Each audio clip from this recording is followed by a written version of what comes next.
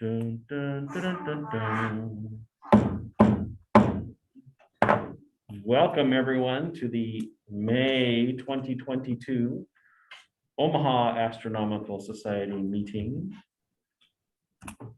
Hope you all have had a wonderful April, although the weather has not always been the best for us. Still a lot of clouds going on. Let me see, I need to share my screen. You might see yourself temporarily, so hang on.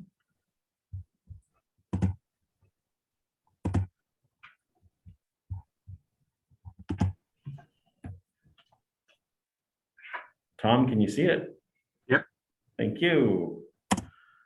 Yes, if you have my headphones for those people joining us remotely, you can unmute when you want to speak. If you want to be seen, you can mute your video. I'm sure we're all very used to these things right now. Do we have any guests in the room with us this evening? Hi, what's your name? Rick Escobar. Hi, Rick. How did you find out about us? Kind of been stalking you guys online for a while. Ooh, Decided it was time to come check out a meeting. okay. Thank you. Welcome. Yes. Is there anyone in the online that might be a guest?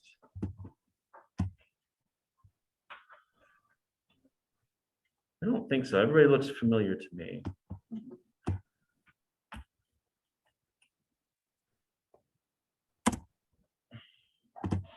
So if you decide to become a member, we do have you will receive a copy of the Reflector. It's the Astronomical League's quarterly newsletter.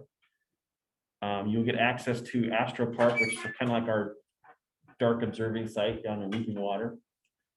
We have a wonderful telescope loan program with many telescopes, and you can see the list a little bit later. Our monthly newsletter, the Stella, which has a lot of information in it. There's some what's above articles as well as some quizzes. We do have a Discord server, and members can vote during the business meeting, the exciting part. Everybody points up. Points are double, yes. Let's see. Just to remind you, upcoming meeting dates: June 3rd, July 1st, August 5th, and September 2nd. Construction is beginning here at UNO. I think the thing on the sign on the door said the 20th. That entrance will probably be closed. I am working with my contact at UNO on alternate arrangements. Sadly, we couldn't get it fast enough to tell you this evening, but it should be in the next Stella. So we'll find out which room we're going to be in. We might be in the same room. We may have to come in through a different entrance. We don't know. So it is a work in progress. If we find that we cannot meet here, I guess we'll just be online or maybe at another location. We'll find out. The Misral conference is coming up the beginning of next month. Is there anybody here who's going? 2. I know there are some others who are going to be there as well, but they're not here this evening. That is going to be in St. Louis. So if anybody feels like driving to St. Louis, it's not a bad drive. It's only 6 hours. Did we have anybody visit Astro Park in the past month? It's been quite cloudy, hasn't it? Anything in the chat from? Nope. Okay.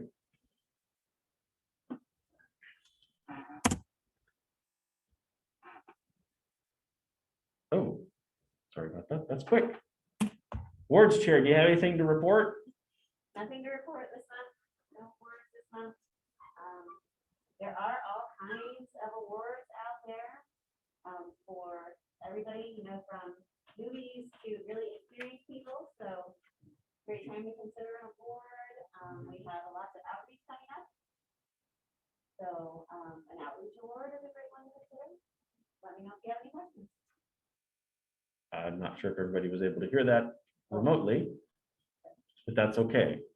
Tom, how was that? Could you hear her? Yeah, I heard her fine. Awesome. Wow, that's a lot better than I thought it would be. Cool. Okay, let me see how I'm gonna do this. Let's talk about spreading technology here. Start from first slide. And where did it? I can't see it, can you? No. Let's try this again. Did you share your desktop? I shared my entire screen, yes. Maybe that's why I can't see it. Can you see that? Well, I can make it. It looks just like what it looks like here. Okay. So planets, Jupiter's in the AM, close to Venus on May 1st, which is past. Saturn is in the AM. Venus in the AM, the moon and Venus on May 27th will be nearby each other, so it's a good daytime challenge. Mars is in the AM and Jupiter will be near each other on the 29th. Mercury will be in the PM. Moon and Pleiades on May 2nd, so that's already passed as well. There's a picture there of Venus in the afternoon. And that looks like it was in February. Let's see if I can make that bigger. That's pretty neat. New moon is on May 30th. The full moon is on May 15th, 11:14 p.m. There is a lunar eclipse coming up. So the event, these look like they are Omaha times. Eclipse will begin at, wow. Okay, time in Omaha, sorry, I was looking at UTC. So 8:32, partial eclipse begins at 9:27. Full eclipse at 10:29, maximum eclipse will be 11:11, followed by the full eclipse ends at 11:53. Partial ends 12:55, and penumbral eclipse ends at 1:50 a.m. Information was taken from timeanddate.com.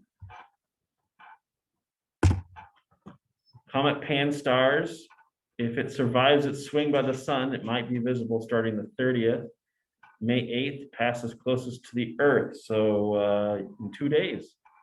Meteor showers 8 Aquarids, which is part of Comet 1P Halley. Peak is May 6th. Oh, that's tonight. 10 to 30 an hour. However, with our recent weather, it has not really been much to see of anything, unfortunately. That's a bit sad to say, I suppose. No, don't save changes. Okay. Outreach. Hey, Mike, do you want to come and talk? Sure. Do you want the mic, Mike? Can they hear me if I just talk loud? What about you, Tom? Can you hear me? Barely hear him. Yeah, see, the microphone's like right here.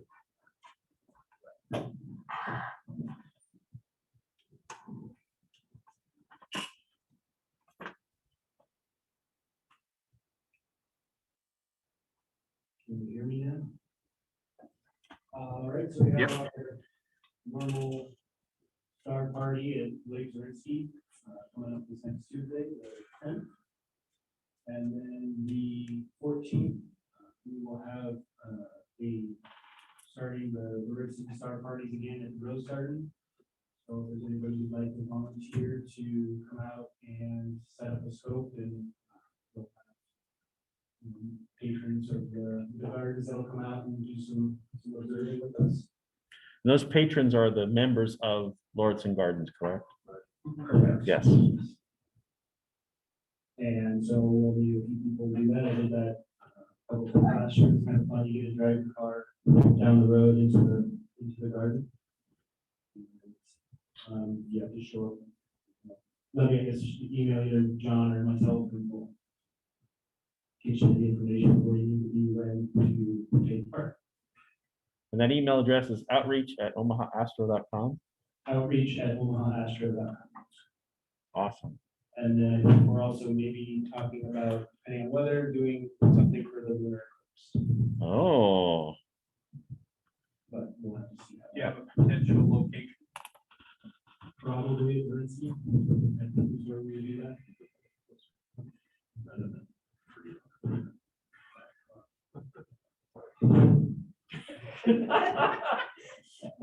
more or less. Sure. Sorry. No. that's- oh, I see. Are you nervous? Yay, Mike. Yay, thank you, Mike. So John will probably send, one of you will send out an email about possible lunar eclipse events. Surprisingly enough, I've been asked to live stream it, so maybe I'll be with you guys live streaming at the same time.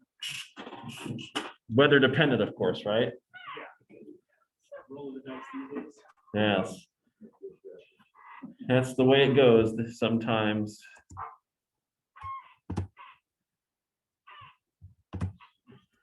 Stafford, oh, this is such a big list. Telescope and binocular loan program. Yes, and we've actually had some activity this past month. The one of the 10-inchers went out, as did the 6-inch silver Dobsonian, the reflector centric month here. Next week, I have a request for the 11 by 80 binoculars, so they'll find a home temporarily too. So other than that, there's been no other activity. Nice.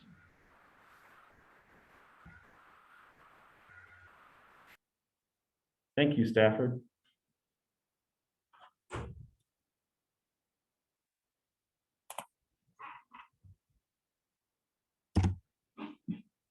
Jordan.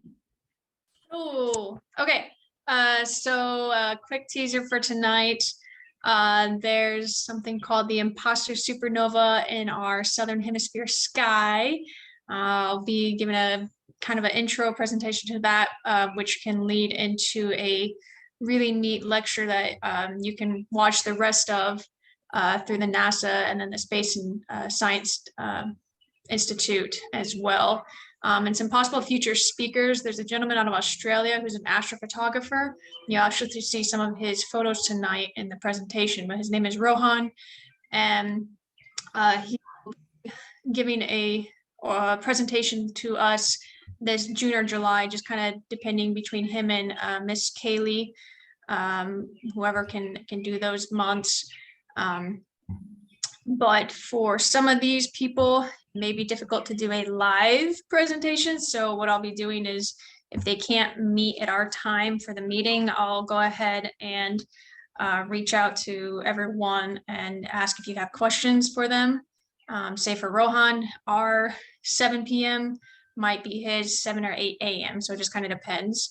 There's a gal also, her name is called Srivani Jardagula. She's a PhD candidate at the University of Illinois, Urbana-Champaign. She just finished, I think, a research project working with ALMA and the South Pole Telescope, looking at ancient galaxies, the formation clusters. Her other research is extremely fascinating. She does a lot of work as well with computer technology and development there. From last time, I've been trying to get a hold of Evan Hilgeman, who's the JPL robotic driver, and he also is the Griffith Observatory operator. He'll be possibly giving a presentation this fall, and that's the same with Dr. Vladimir Strelnitsky, and then Kaylee and Brett, you saw last time. So those are kind of the people that we have coming up. Yeah, I'm pretty excited for all of them, and then I've got some people hopefully lined up already for next year. It seems like I want to fit 5 people in per month for a program, just because there's so many interesting people out there with experiences, but alas, we can only do 1 at a time. That's what I have for now. Okay, great. Thank you. Yeah, it is a good problem to have. There's so many people, right? Is there anybody who wants to do any tool times? I haven't heard anybody wanted to do one.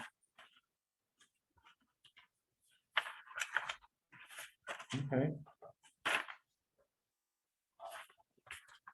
Dun, dun, dun, dun, dun.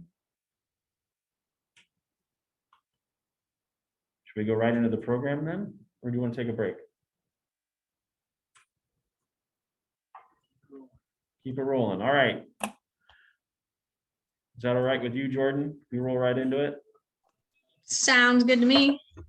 Okay, I'm going to stop my screen share. I am going to, let's see, I need to make sure that you have permission. Okay, yep, you can share. Yeah, okay. And now I can't hear you. Oh, you're muted. Yeah, okay, I see one moment. Momentito. Tell you what, I'm gonna do this. I'm gonna pause the recording while you get ready. Oh, okay. Let's see if I figure this out right. Oh, that's really dark. That's really good. Oh,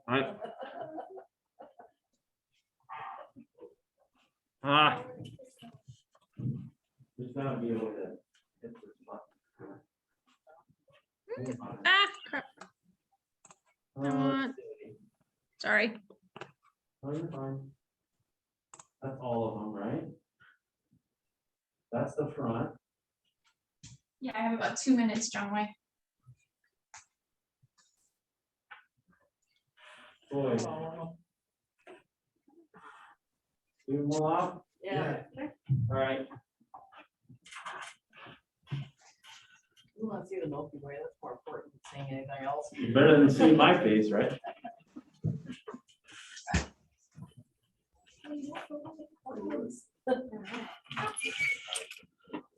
Ooh, it's so dark in here.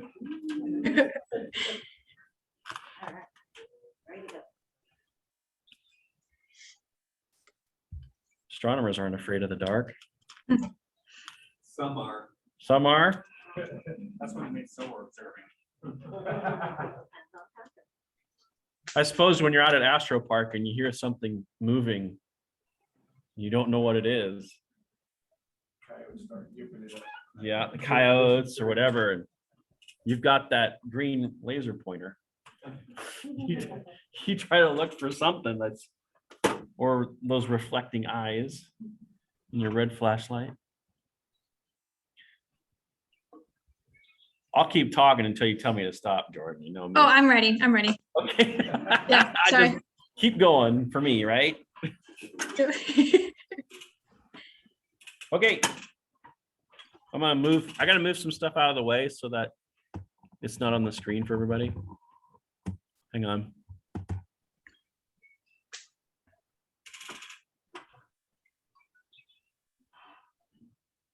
I can hear the birds at your house. You might hear my cat meowing at me in the middle of this presentation. I apologize in advance. She's quiet right now, but It's quite all right.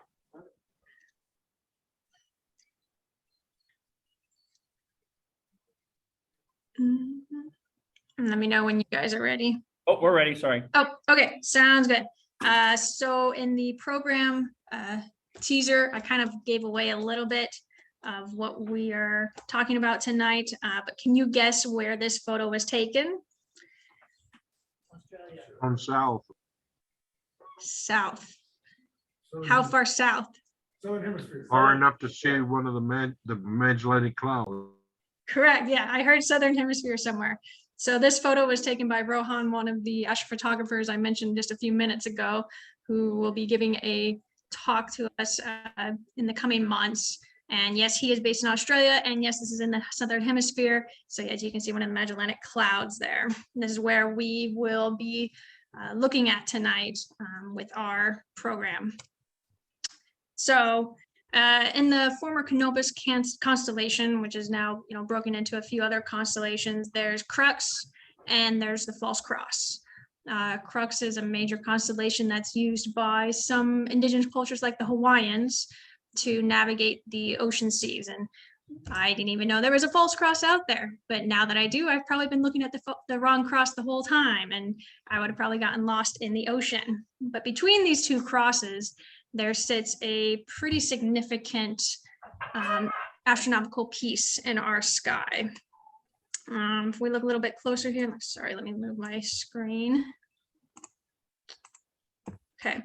If we look a little bit closer, we can see, this is closer at Crux, we can see there's some nebula popping up here, and where this triangle is at, this square box highlights something known as the Carina Nebula.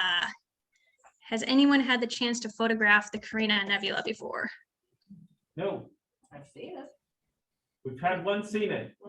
One has seen it. Oh, that's fantastic, but no one's photographed it. Okay, so the Carina Nebula is likely one of the largest diffuse nebulas in our night skies. It's relatively close to us.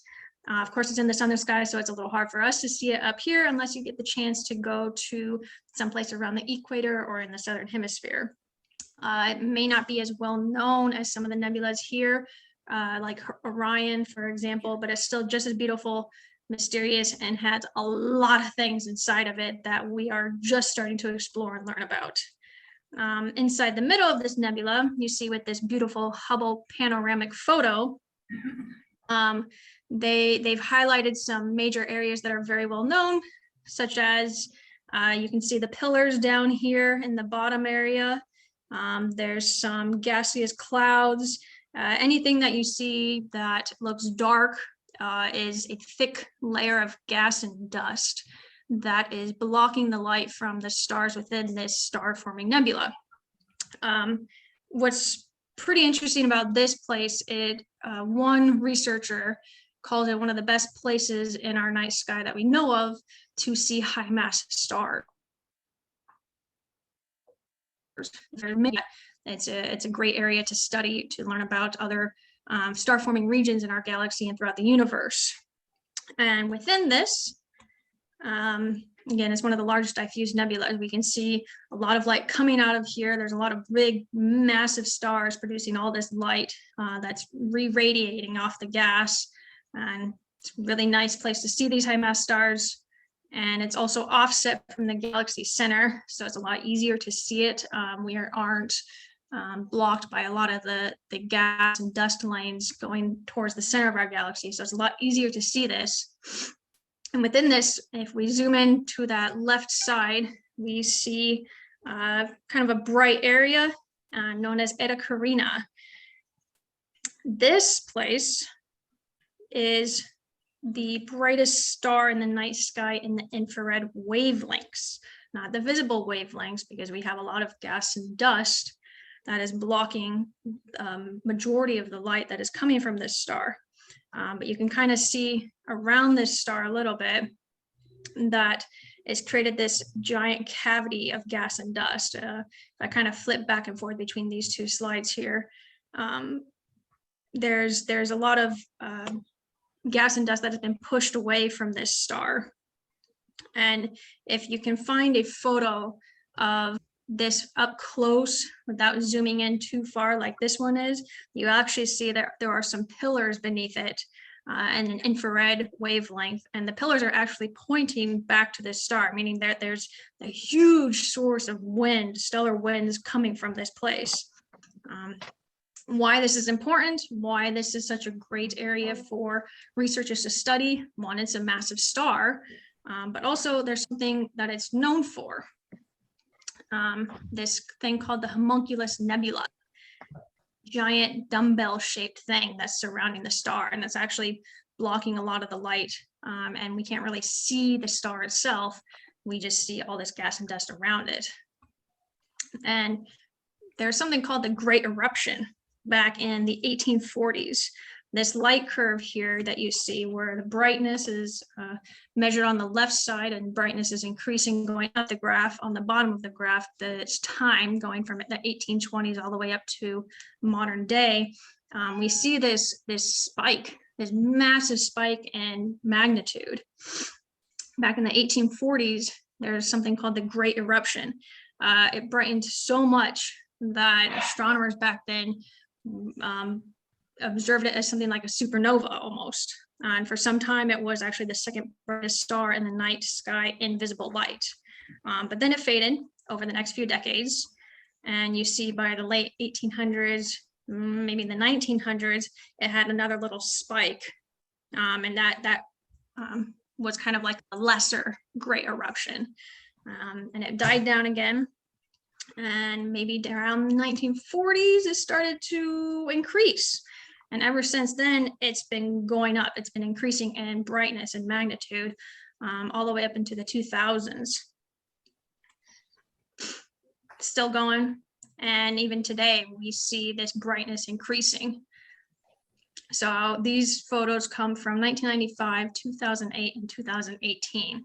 And you may think I've increased the size of the photos or something to make it look bigger. But if you notice the two guide stars here, I've tried to match the photos so they're the exact same space apart, exact same size. And so from 1995, you see a 2008 and 2018, this increase. And these are in different wavelengths, but the actual size of this homunculus cloud, the nebula surrounding it, that dumbbell shape, is increasing, and they've measured a significant increase over just the past 20, 30 years.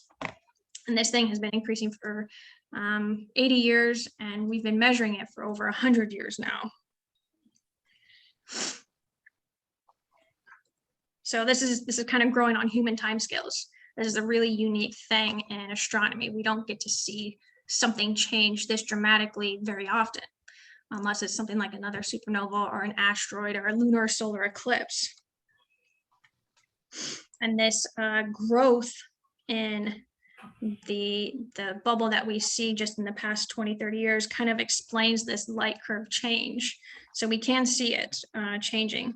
And as this nebula grows, it becomes less dense and more light starts to come through the star, and the brightness rising again.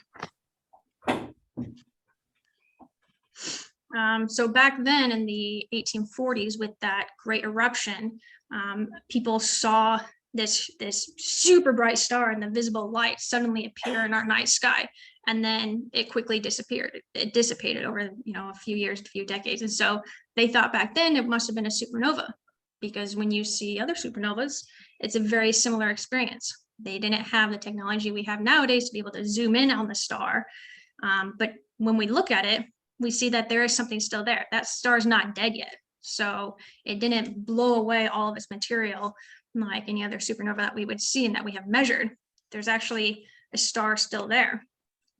So we have this nebula that's blocked. The main item here is blocked by all the gas and dust. We have these bipolar lobes and these equatorial emissions coming from the middle. You see these spikes coming out. So there's a lot going on here.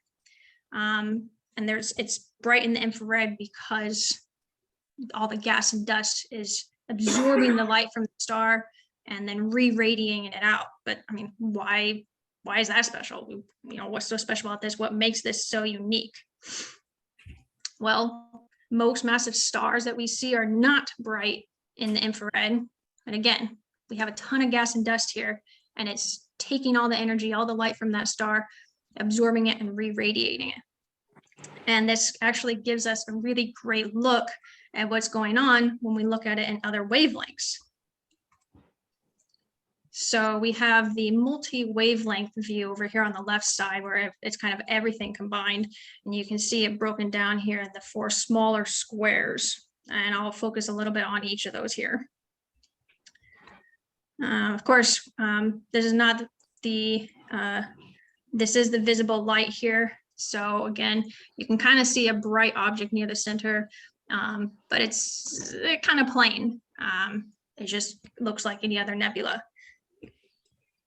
When we get into the ultraviolet, what I want you to focus on are those spiky emissions coming out. This is kind of like sun glare that you get when you're looking through a prism at the sun, something like that. There's little pockets within the gas and dust that have become less dense, and over time, it's letting more and more light from the star itself come out. It's becoming more porous. So that's one sign it's growing.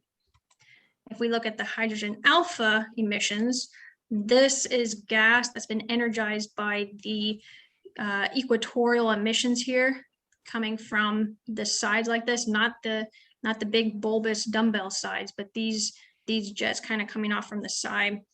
This gas, again, it's absorbing the energy, the heat, and the radiation from the star. And if we look at some research done on the proper motion study of the gas, which is just basically measuring the velocity of the gas and the direction that it's coming out from the star. They took the calculations of the motion of this gas for the past 30 years, and they went backwards all the way to the 1840s, when that first great eruption happened. And they realized that they have about 3 different sets of, I guess you could say, data of arrows here. So the 1840s gas, the eruption, you can kind of see is much, much closer to the star. We are still kind of seeing some of that in the other wavelengths here. And it's pretty uniform around. It's a lot more off to the 1 o'clock, 2 o'clock, maybe like the 7, 8 o'clock area. And that kind of matches this big bulbous dumbbell shape that we're seeing. They also see that there's something going back to the 1500s, and this is not as uniform. You see a little bit down in the 6 o'clock region, but there's a lot more up here near the top. So that's another set of data that they see. And then all the way back to the 1200s, you see there's a huge portion of the data, the arrows, that is off to the left side here. So this thing not only had a big eruption in the 1800s, it had multiple big eruptions. And eruption is just a term that they use here. It's not an actual volcanic eruption. That would be kind of cool. But it's just an eruption of gas and dust from whatever is sitting at the center here. So we're going to come back to that in a minute. If we look at the X-ray, this is the purple gas. So this is kind of combined with some UV, some H-alpha, the visible and the infrared, but look at what the purple gas is doing around here. This is kind of an odd thing because the X-ray emissions are on the outside of the star.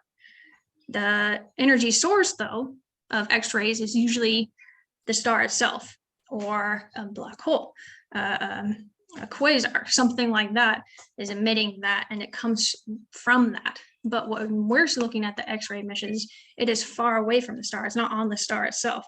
This is really odd because we're supposed to see it right next to the star. And if you just kind of ignore these background sources, again, they're just guide stars, other ones within the nebula, you see that there is kind of a trend here in the gas. There seems to be an arm here, and there seems to be an arm here. And how the gas is being heated is kind of similar to what we see with this dumbbell shape in the middle. The gas is absorbing some sort of energy and kind of shock heating. They interact, they collide with each other. There's a lot of fast moving gas and dust coming off of here, and it's interacting with itself, and it's creating these high energy emissions within the X-rays.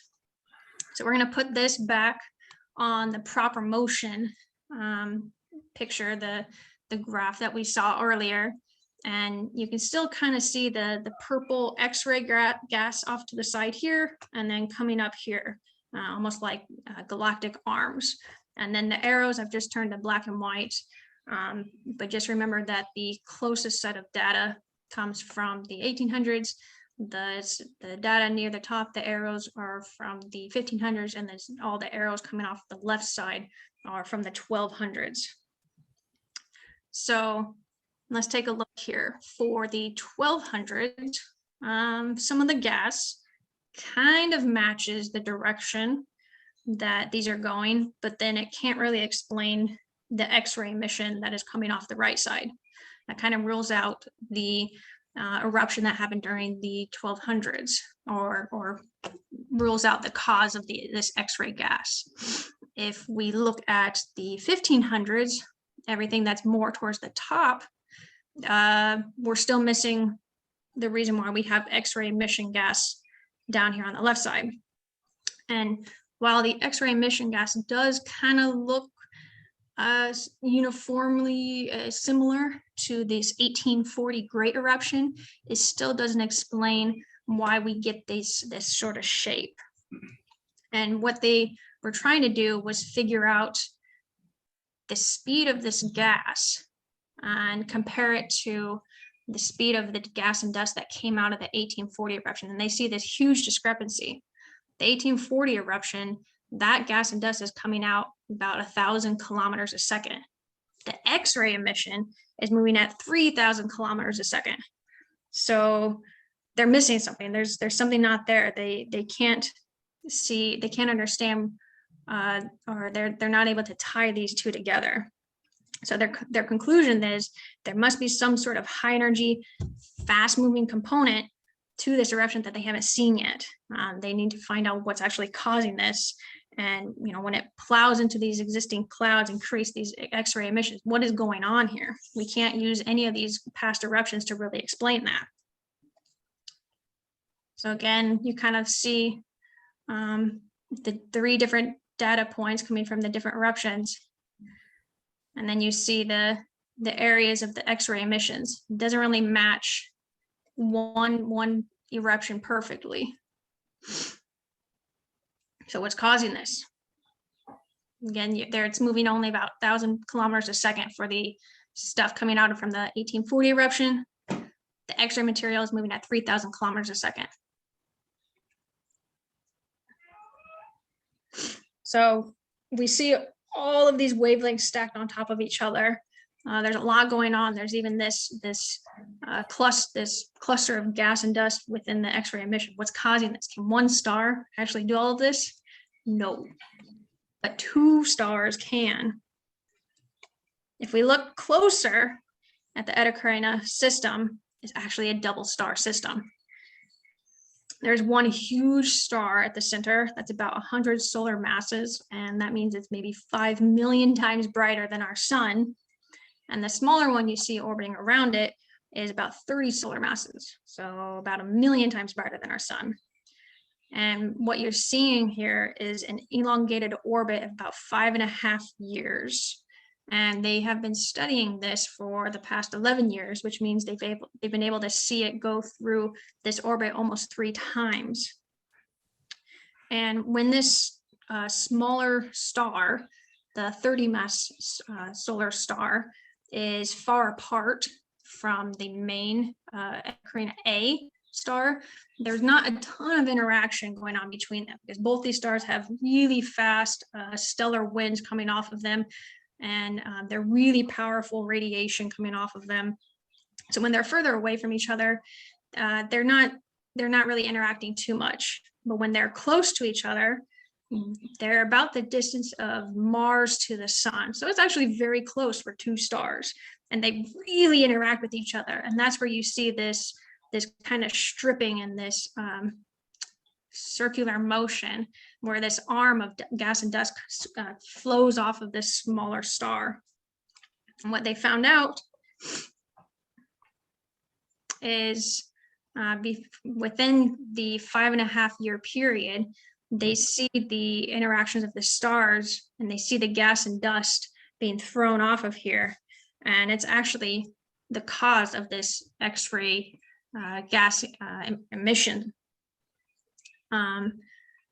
So they kind of found out that when these 2 stars interact and gas and dust interacts, the smaller star is throwing off all its material, part of its mass, and that's what's causing this 3,000 kilometer per second source for the X-ray gases.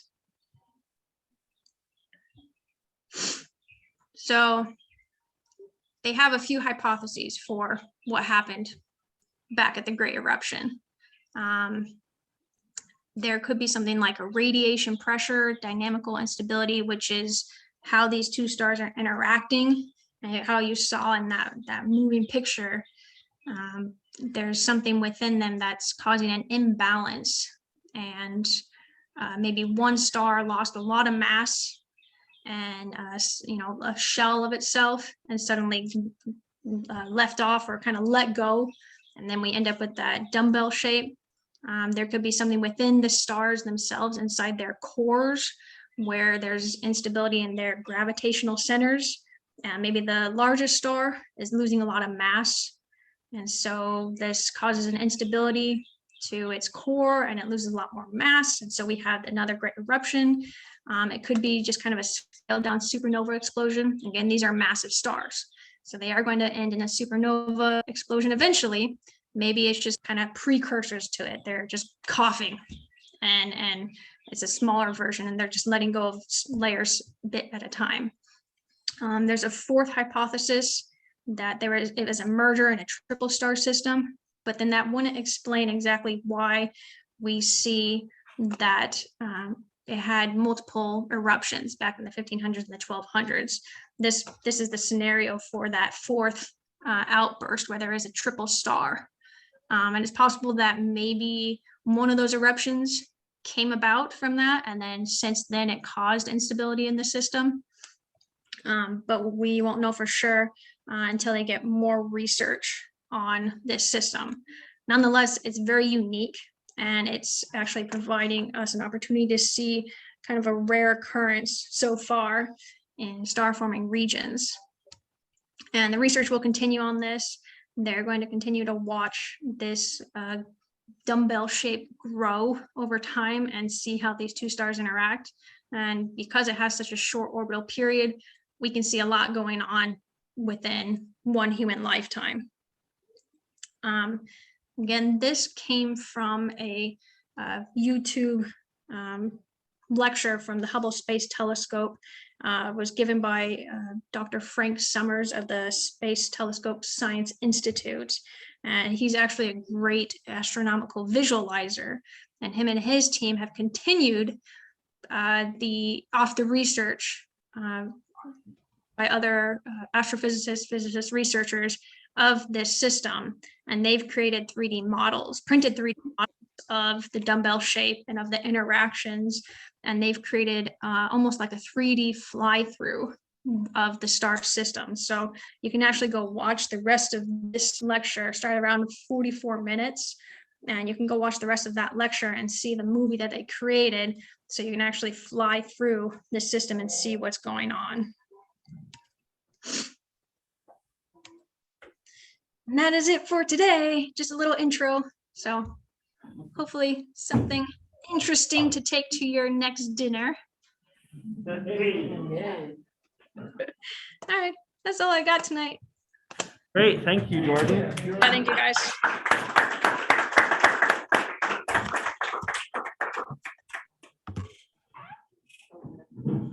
Here comes your eyes. Oh, look out. Ah.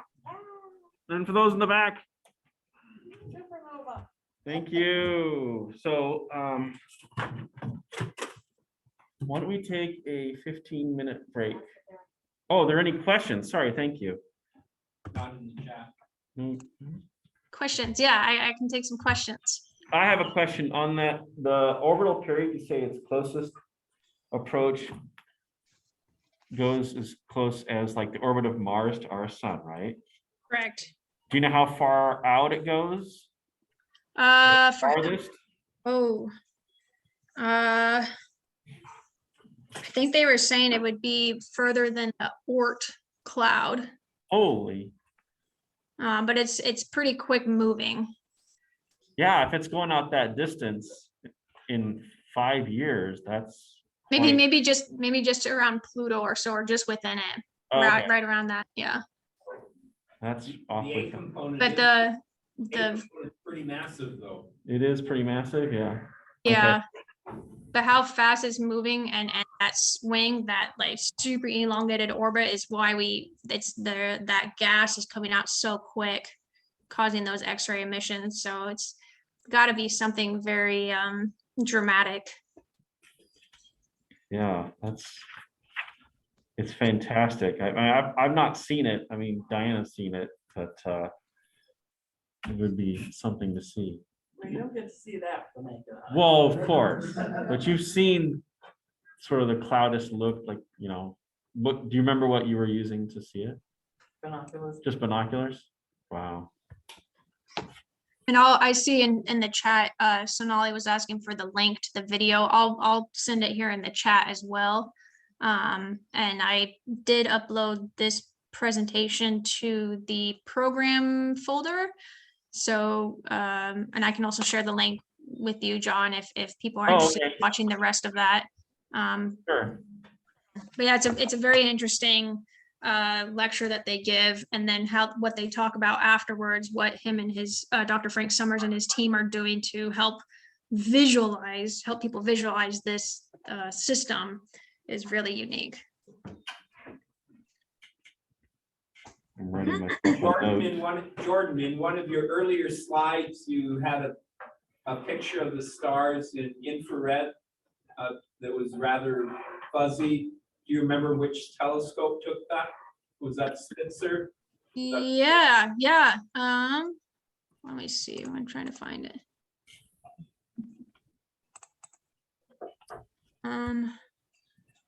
This one was infrared. Let's see where my.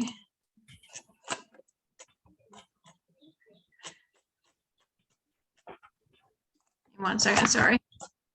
No worries.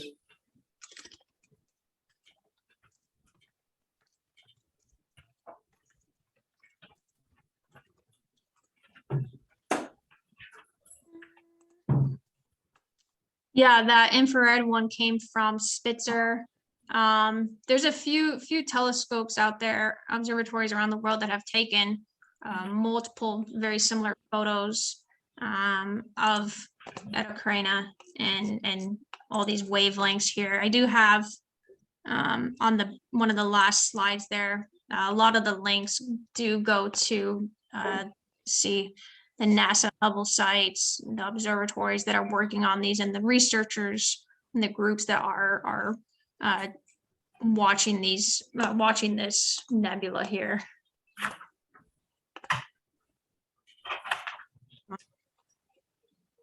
Like that one, the really big panoramic photo of kind of the zoomed in version of the Carina Nebula. That's I think one of the biggest panoramic mosaic photos that Hubble has taken, where it includes the pillars, it includes Eta Carina and a lot of other areas, but is one of the biggest panoramic photos that Hubble's taken of the night sky, which I'm pretty impressed with. That's a decent sized area to get all those photos of. I forget when they released that though.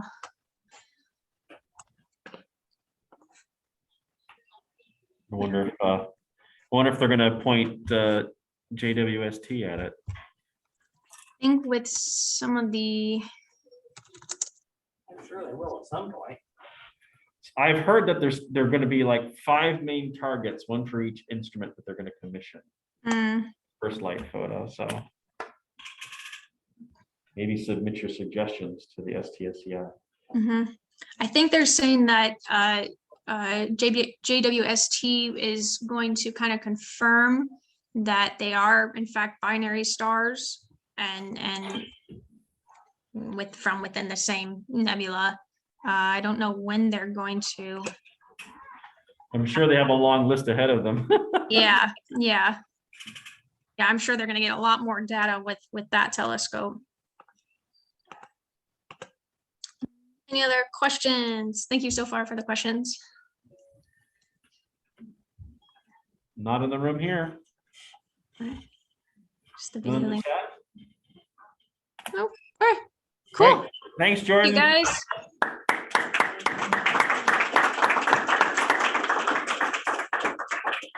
Yep, so let's take a 15-minute break. And we'll pick up right after that. Why don't I have the record option anymore? Oh, there it is. Hey, welcome back from that short break, everybody.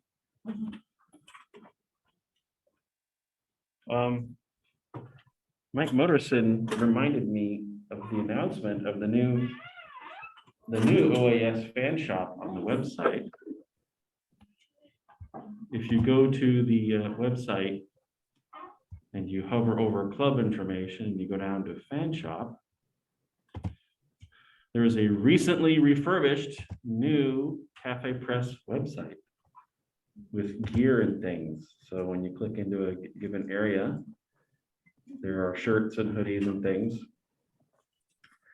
The black shirts are fixed properly with transparency. You don't have like a white border background around it. So it's nice for all the different colored type shirts too. So if you would like a polo, there's a polo there. Do we still have the onesie for the baby? Oh, look, they have masks. Wow. Just in time. Oh, look, there's a pink logo sweatshirt. Now it says participants can see my screen. That took forever. But not just this. Oh, it's like Raglan baseball shirts. If we look over here, look, there's 60th anniversary. So the special 60th anniversary logo that Mike Motorson put together. Well, pretty much the same choices, right? Yeah. Is that a pint glass? Wow. A flask? Wow. For those cold nights at the Astro Park. Yeah, as long as you're staying there. Christmas ornaments. Oh, a star, that's neat. Cool. And then we've got the nice background. That was Jesse, right? That's just. Yeah. So puzzle, look, a fleece plush throw. Say that 3 times fast. Wow. If anybody has a picture added. Ooh, it's like NPR. There's a tote bag. Oh, and a phone popper. Look at that. Pop socket. It's pretty good. A yard sign. My HOA won't allow that. Mouse pads, puzzles. Oh, a pillow. Couple of yard signs might be good for, Outreach. surrounding the parks. Yeah. Yeah, I added those just in case you wanted to. Do you see our big banner that we got up here up the front for outreach? We also have the poster board that we had made too. I know the people at home can't see this, but Just what I need. I got to lose some OAS General Society golf balls. well, maybe the president needs a apron for the picnic. Yeah, Yeah.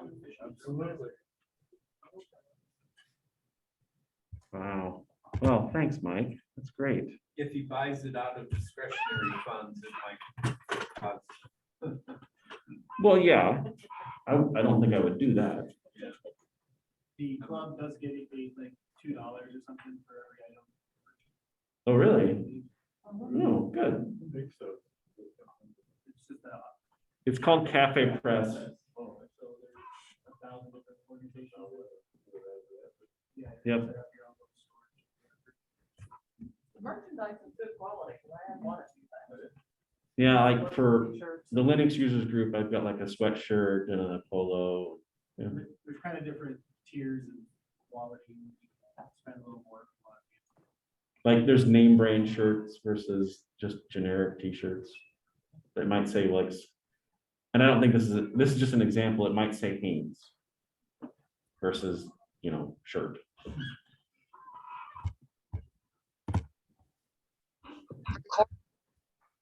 Is there a question from online? Oh, okay. Oh, let's see. There, now we're back into the business meeting. Time for the secretary's report brief. We had a meeting in April. I took minutes. You did. Okay, the April 2022 OAS meeting was held on Friday, April 1st at 7:30. Hybrid meeting 37 members present at UNO, 11 on Zoom.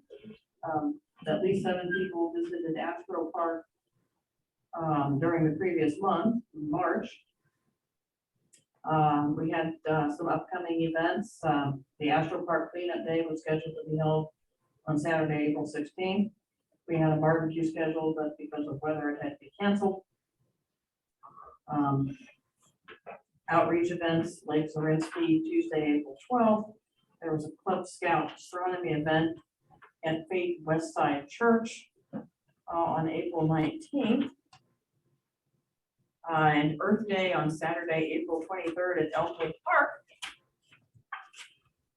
Steam Night on Thursday, April 28th. So outreach getting quite a bit busier. Awards, John gave the awards update. There were no awards given. Sonali gave us, for observing, Sonali gave us a month's observing presentation. The big one was that most of the planets are now visible in the morning sky. And from April 23rd through the end of the month, they formed a nice little line with the moon in the morning sky. The Lyrid meteor shower, April 16th to the 25th. Telescope loan program, it was pretty quiet. One of the Dobbs, 10-inch Dobbs was returning, but it went out again almost immediately. Stafford swapped some batteries around between the electronic scopes to better fit the batteries to the scopes in question. Tool time, Mike Gallagher discussed the jumbo edition of the Pocket Sky Atlas, which he picked up from a seller on Astro Mart. It's spiral bound, so it'll lie flat in use. It's a convenient size. You can purchase it at Amazon used, or eventually at Shop at Sky website, although it's currently out of stock. It will be coming back into stock. And then Kim Moss Allen discussed the recent stay at Windmill State Recreation Area in Gibbon, Nebraska, where she combined observing in the evening with seeing sandhill cranes at Rose Sanctuary. And she highly recommends that as a good site for Messier marathons as well as wildlife watching during crane season. Program, we have Jordan told us that the program would be 3 recent big news events, the 2024 total solar eclipse and what we need to be doing to get ready for it. And she would appreciate OAS members giving observing advice and tips. The recent cataloging of the 5,000 confirmed exoplanet, and then Hubble's recent discovery of the farthest star ever seen. And then business meeting, meetings from the March meeting were prepared by me and projected for the members to read. Motion was accepted to accept them as read and made by Bill Bond, seconded by Rodney Botorf, and that passed. Treasurer's report, we ended the month with $15,467.54 at the end of April, at the end of March rather. Vice President's report, Rodney reported he had visited Astro Park and the lighthouse had been serviced on Thursday, April 7th. Astro Park's in good shape, but there are a few plants near the road that needed to be cut back. Old Business Banquet Hall has been reserved at the German American Center for Saturday, October 8th for our 60th anniversary banquet. Final bill cost will be about $25 per person. We'll have a choice of 2 different meats, vegetable, salad roll, and butter. And we'll be starting ticket sales in the near future. New business, we had discussion about the new banner that Mike Mondry designed for us. And we were hoping to have the new banner printed in time for use at Earth Day, which it was. And then we closed the meeting. Motion to close made by Bill Bond, seconded by Sonali. And the next meeting was scheduled for May 6th, 9. That's the minutes. Is there any changes that people may see or correction?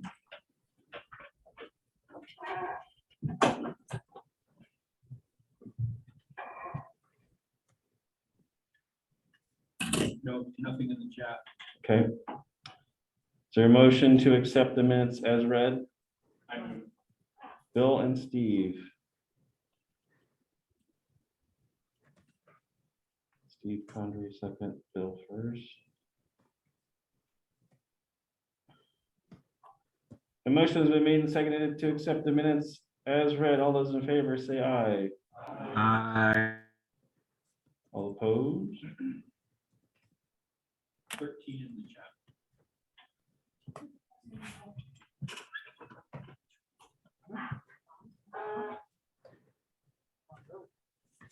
Yep.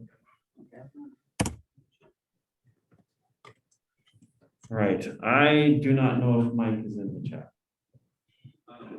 I didn't think so. Let me check for sure. He's remote, so I'm not sure if that would actually happen. Mike is in the chat, but not the one you want. There's a lot of mics, but not the mics we're looking for. Is that what you're saying? Yeah. Okay, I will do it. There was $323.73 in dues. There was a $7 cash donation from Randy Driver. $30 for Astro Park building rent. The income from the tickets that we purchased, so $11.97 from the members, so a total income of $1557.73. Expenditures was $79.12 for the lighthouse, $156 for the post office box rent. That seems to go up every year. Outreach, the banner and the foam poster was $139.27. Other expenditures was $301.08. For part of that was for the talent cell, the club, and the construction materials for 2 banner stands. So that would total up to $934.19. And ending balance of the month was $15,008.72. The construction material should have been indented to make it part of the previous line. Sorry about that, if it didn't appear to be read as such.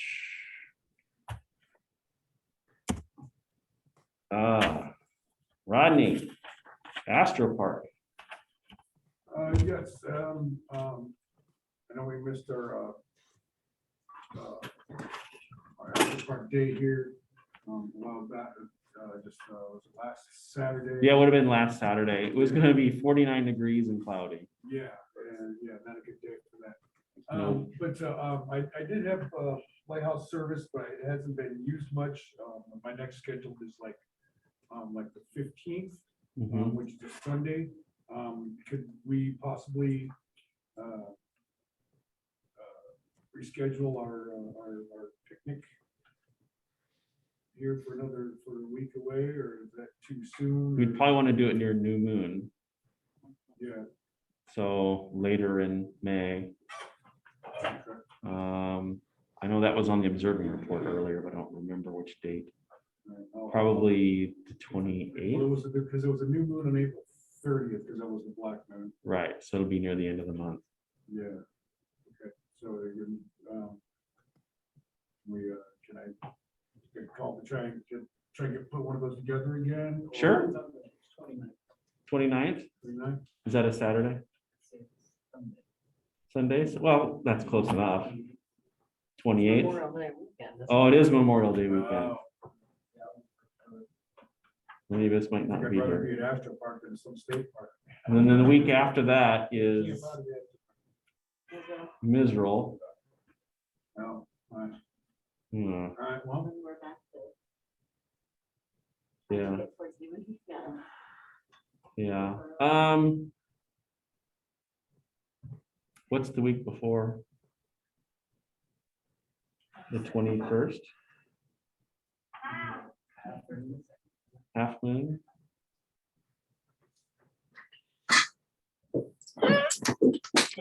Last half of the night. Last half of the night? Early part wouldn't be so bad. yeah. So what was that, the 21st? What's that? 153? 153. That's pretty good. Yeah. It's not bad. Remind me the date again. 21st. 21st, When's Memorial Weekend? the 28th, the week after it.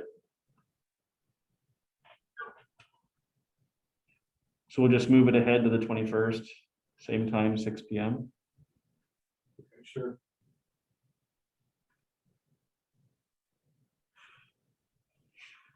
Yeah, I was hoping we could get that rescheduled. In lead up to the picnic earlier in April, the 16th, Stafford and I went out and we cut a bunch of the honey locusts and things so that the road, they weren't encroaching on the road as much. Okay. I also retrieved the battery and set it on one of the pads. I need to take a battery box down there to get it recycled. Okay. But it still had liquid in it.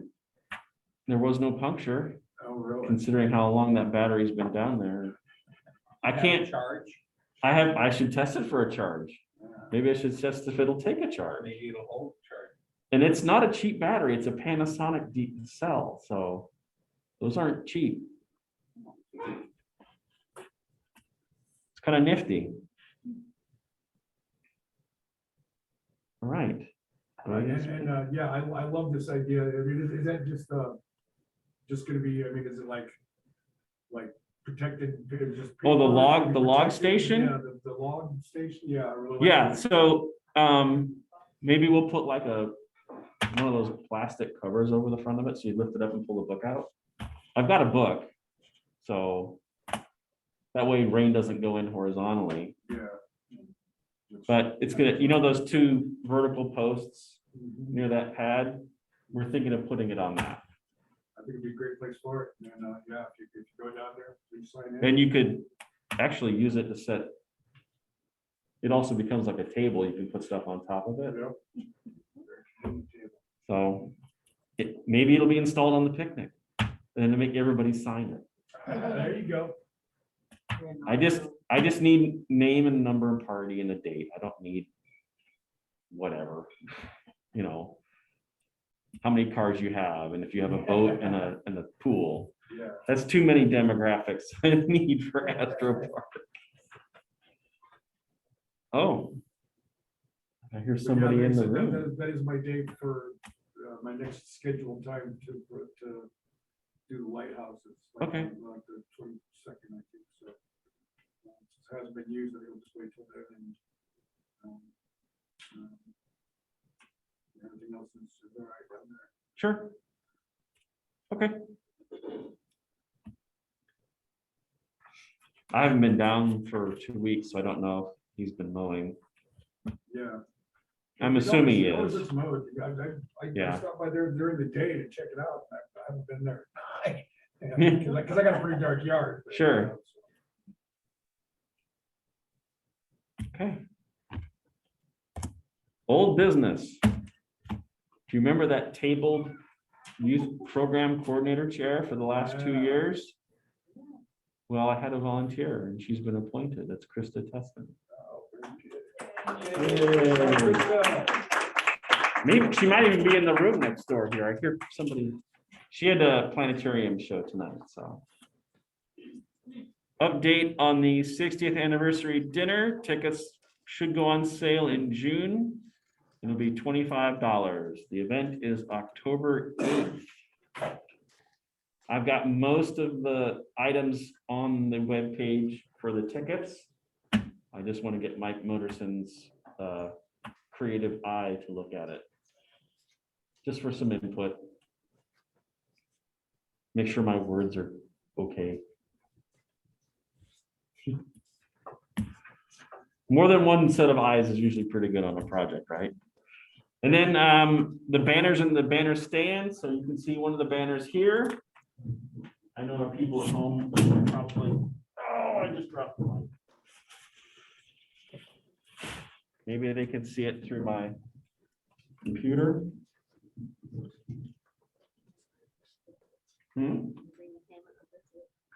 Yeah, see, I just can't see my camera to know what I'm looking at. Stop your screen share first. Oh, that's a good point. All right. There. banner. There we go. And we have this one as well. I couldn't say that it's convenient wallet size, but it's not. But we threw this one together quick because the vinyl banner was not going to show up in time for Earth Day. You didn't show it to the camera. Oh. If you were at Earth Day, you saw this. It was all hanging up. It's just the same thing, just in a foam core version. There, see? I like Price is Right.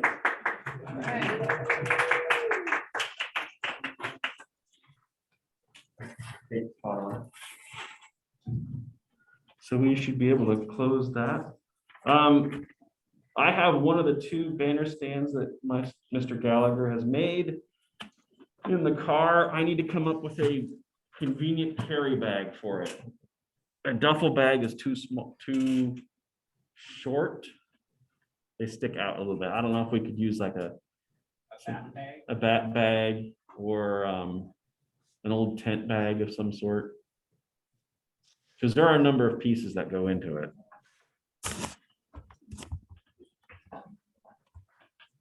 That's a good idea. Oh, I want to write that down.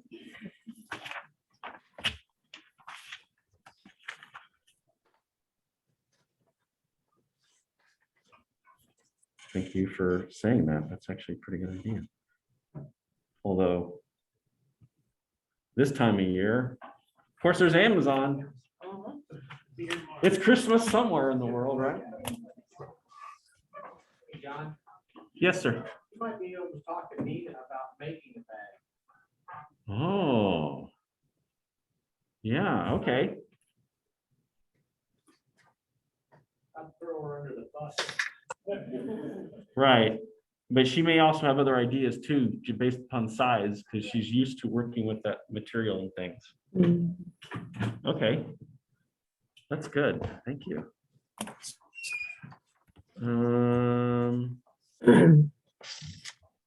Need to redo this. Do business.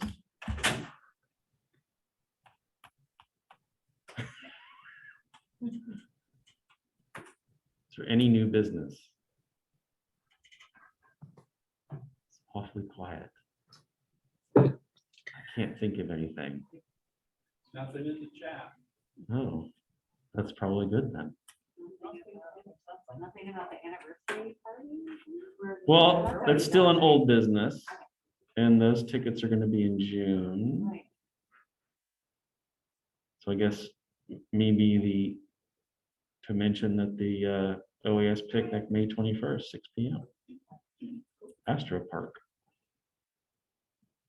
Although it's not really business, it's just an announcement. Did you want to make a plan about the lunar eclipse? That's a good question. The outreach gentleman had, you weren't here earlier, but they'd mentioned that there's a progress report coming up for a possible event, maybe at Zarinsky for the lunar eclipse. Still putting planning. We could just say that. Okay.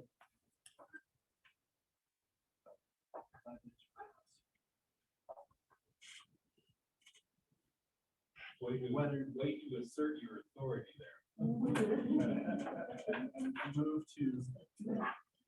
Oh, are you making a motion? No, you don't. Don't. I don't think that's all right. I think weather permitting, obviously. Well, if we make firm plans, it will definitely be cloudy.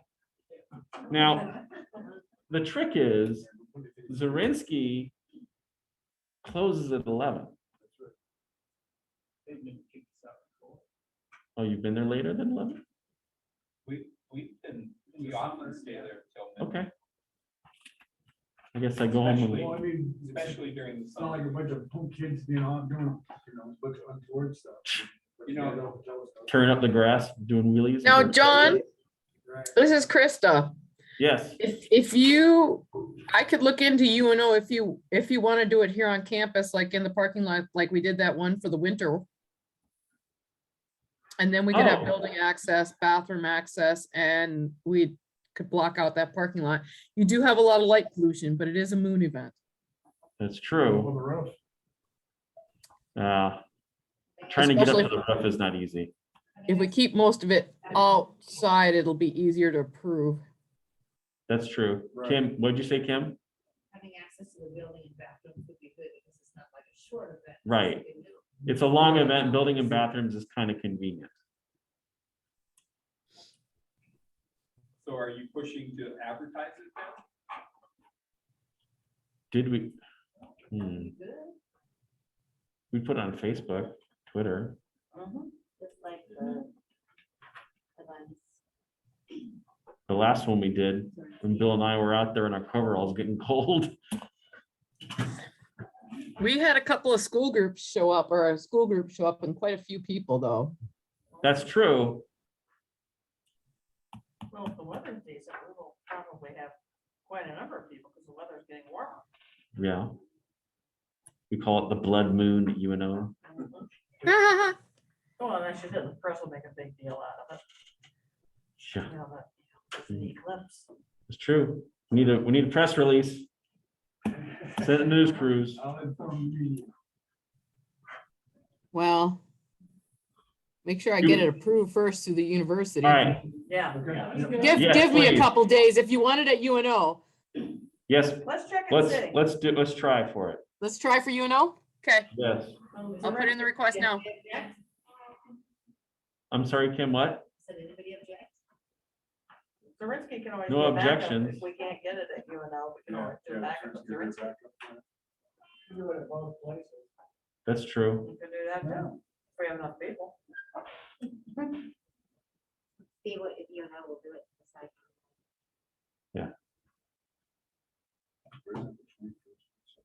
It's the 16th. Yeah. It's Monday to Tuesday. So 16 or 15? starts the 15th, ends the 16th. That's Sunday into Monday. Is it? Hang on. Yeah. Yes, it is Sunday to Monday. All right. Well, that's better for me. Oh, yeah, because I was thinking of UTC. That's what's throwing me off. I got to think of Omaha time. All right.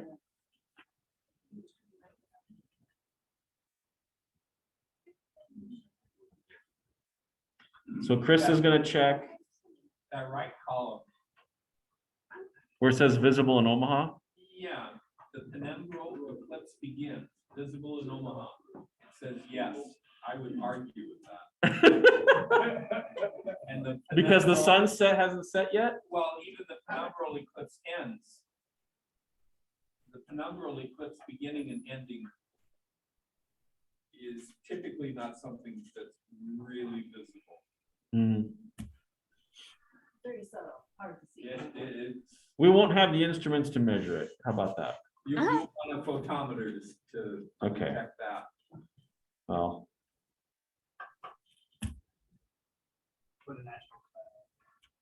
we'll just say, Chris is gonna check.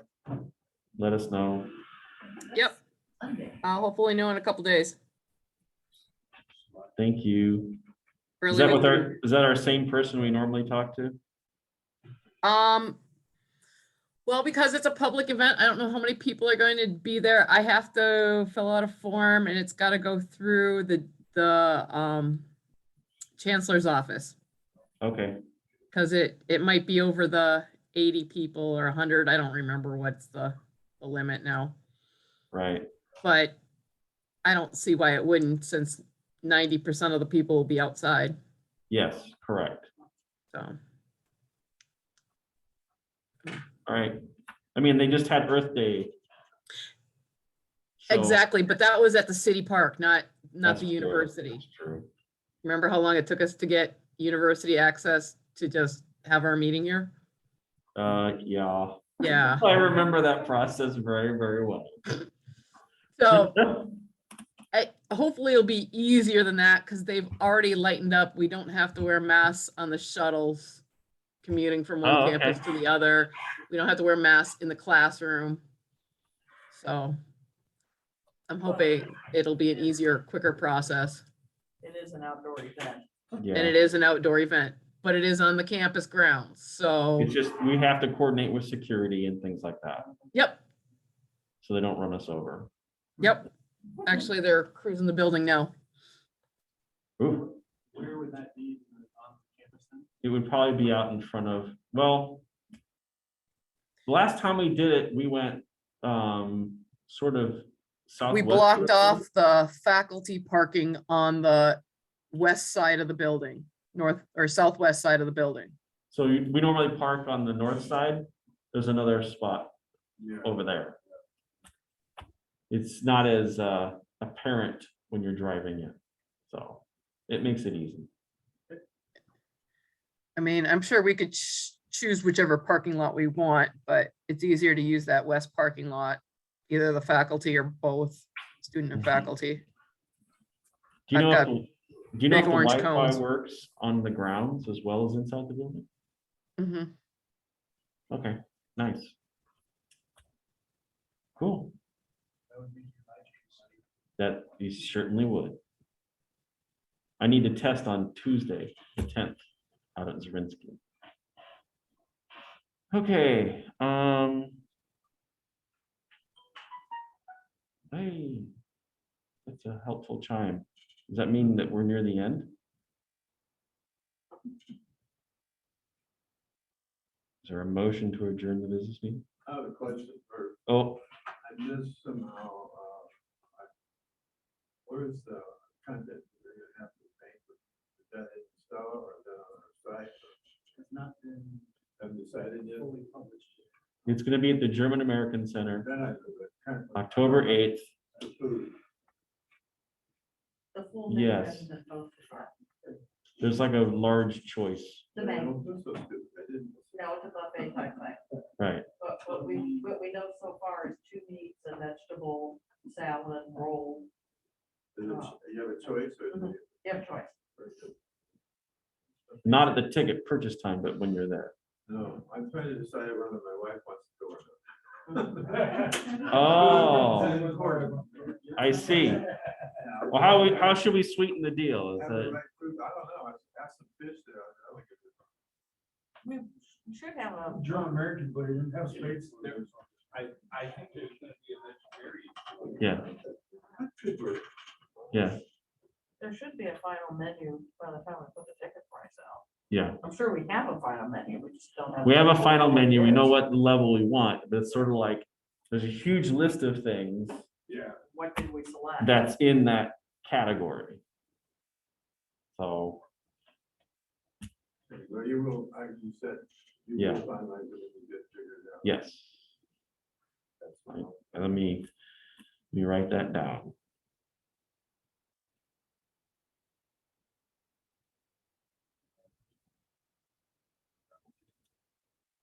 This is one of the first dinners I've had to help plan. I'm learning.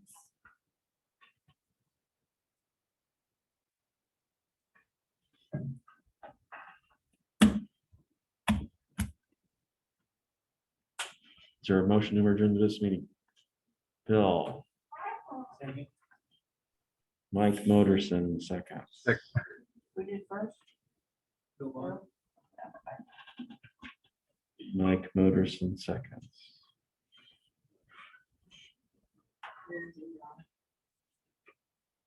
Modercin. Modercin.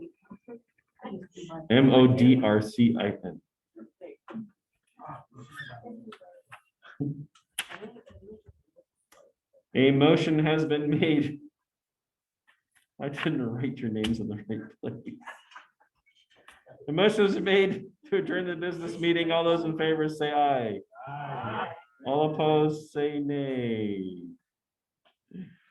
Thank you. We can still chat for a while. Never get done this early. Usually I'm the first being thrown out of the room. Oh, that's how you're. Yeah, that's. Bye, everybody. I'll see you next meeting. Bye. Thanks, Tom.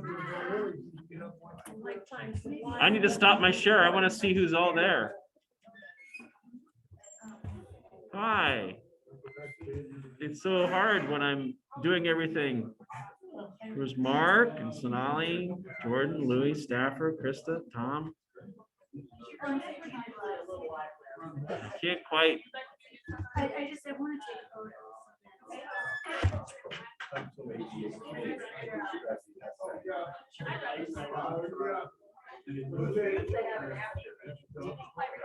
Yeah.